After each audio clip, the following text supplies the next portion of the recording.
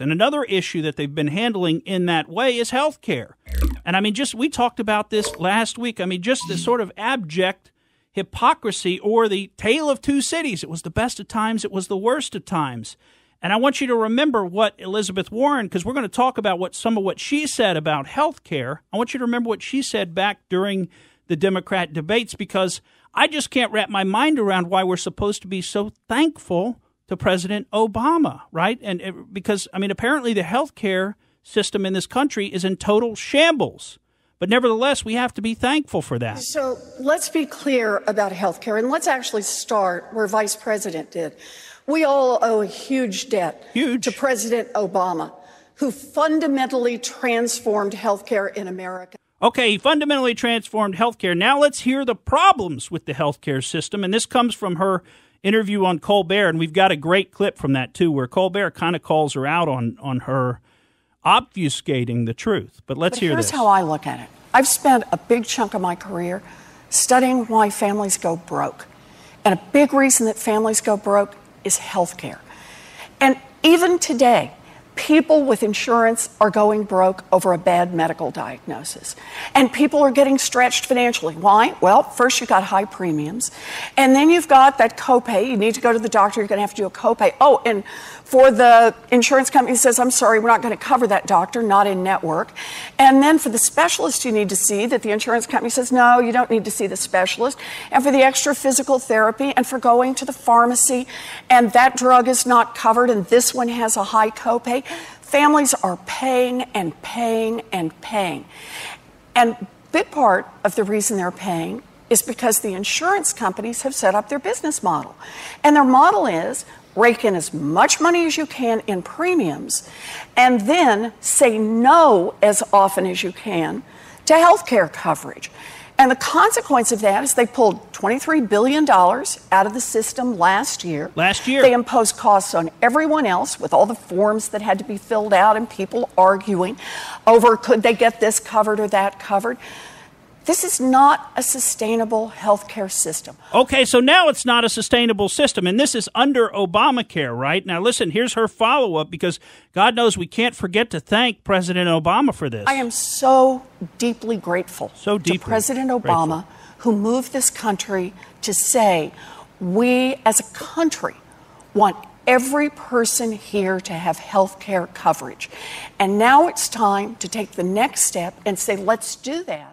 Let's do that. So that's what Obama did. That's what we're so thankful for, was he moved the country to say that every person should have health care. He didn't actually provide a working health care system. That whole Obamacare thing is a complete joke. Now let's hear Elizabeth Warren, and this is the clip that I really loved and I really wanted to share with you, because Stephen Colbert kind of calls her out on her. Well, she's got this cockamamie explanation about how whether the middle class are going to pay more and whether the rich are going to pay more and everything else. So listen to this and see if you can figure it out. The most radical thing that you're proposing is Medicare for all.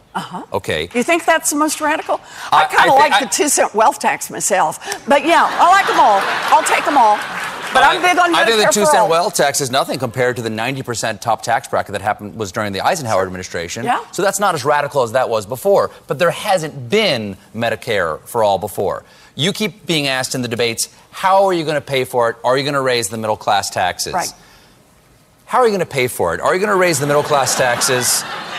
So here's how we're going to do this. Costs are going to go up for the wealthiest Americans, for big corporations. Taxes, what do you mean by cost? Yeah. Okay. And hard-working middle-class families are going to see their costs go down. But will their taxes go up? Well, but here's the thing. Here's the thing. I've listened to these answers a few times before, and I just want to make a parallel suggestion for you about how you might defend the taxes that perhaps you're not mentioning in your sentence. Isn't Medicare for all like public school?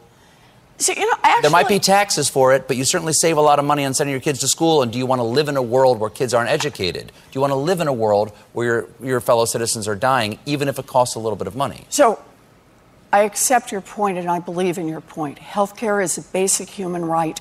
We fight for basic human rights, and that's Medicare for all. Everyone gets covered. Okay, so then, you can hear she dodges the question on how much it's going to cost. I mean, Bernie Sanders years ago said Medicare for all would bankrupt this country. Now, we're going back about 20 years, but they all know we cannot afford this. They all know we cannot afford it, and that's why they dodged the question.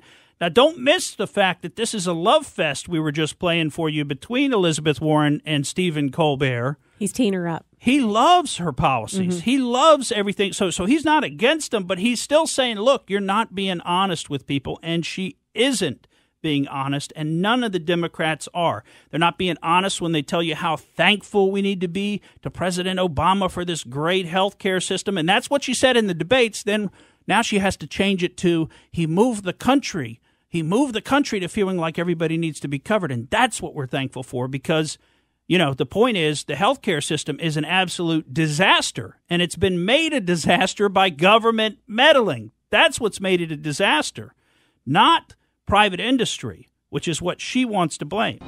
Thank you for listening to the Morgan Streetman Show. We hope you enjoyed what you heard. And if you did, please click like and subscribe to help us out. And remember that we recommend that you exercise your brain at least once a week.